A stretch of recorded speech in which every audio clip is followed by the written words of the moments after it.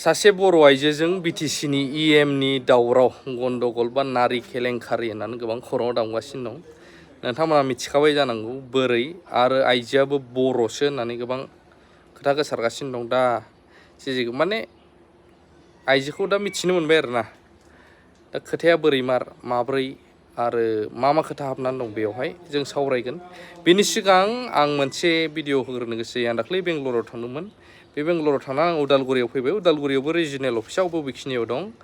बेयो जोंहा Athena group of इन्स्टिटिउसननि बेखौ आं देखायग्रोनानै होगोन आरोना। कन्टेक्ट नाम्बारखौबो मोनगोन, नायग्रोदो। डिजे टावारनिफ्राय गाहायाव रिलायन्स ट्रेन्ड दङ। आब' निजोममोननि दा आर'नाइ दा ब्रेन्डनि ओइ जों आदा राजामोननि थाबाय फामि पेलेस बाव दङ उदालगुरि पुलिस थाना सेरावहाय ओंखारनोसै जों बिनिफ्राय दायो। सासे ब्रादार दङ न'आव थांखो बेनाबो इउटुब चेनेल दङ। ब्रादारना मामोनलाय चेनेला? आंना जिमिसना ब्लग एसे हेल्प खालामना होदो। इउटुबाव ना? औ इउटुबाव जिमिसना ब्लग। औ सियर। औ दे गोजोननाय थाबाय। थाथ'दो सार, थाथ'दो। दे गासैबो एक्टरफोर आदामोन गलमा मोनफैबाय जों गलमा। फैद' आं दाख्लै बेंगलराव देखायहैनाया नै बेनि रिजिनेल अफिसबाव दङ। Athena group of institution. Athena group of इन्स्टिटिउसननि रिजिनेल अफिस सिनायो? औलै मादै हाब्बाय जों ओरै फार्स्ट फ्ल'र ना सेकेन्डहाय आं फार्स्ट टाइम फैदों। फ्ल'रावनो नै अफिसा बहाय हाबफैबाय जोङो। हरसे सफार नैबे उदालगुरिनि रिजिनेल अफिस जाबाय।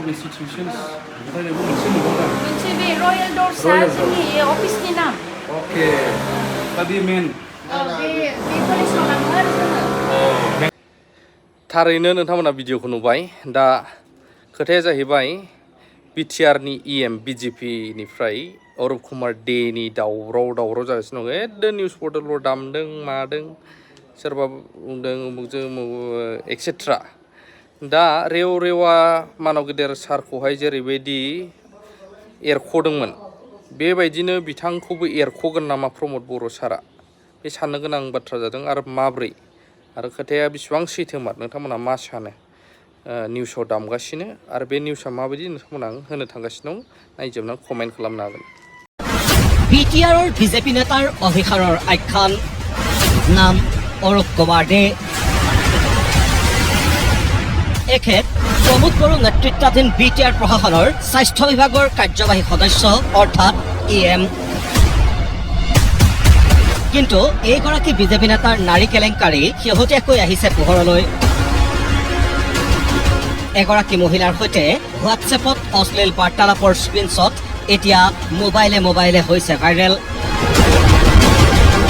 এই মেছেজসমূহ ইমানেই অশ্লীল যে অসম্পাদিত ৰূপত সেয়া সম্প্ৰচাৰ সম্ভৱ নহয়।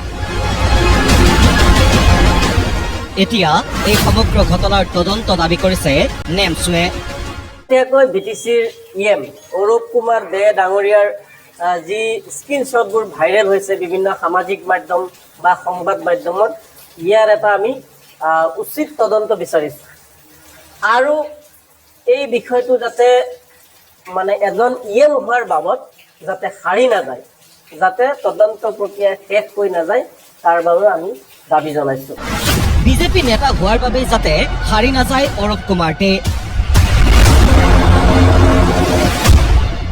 তাৰ দাবী কৰাৰ লগতে ইএম পদ কৰ্তনৰো দাবী তুলিছে সংগঠনটোৱে।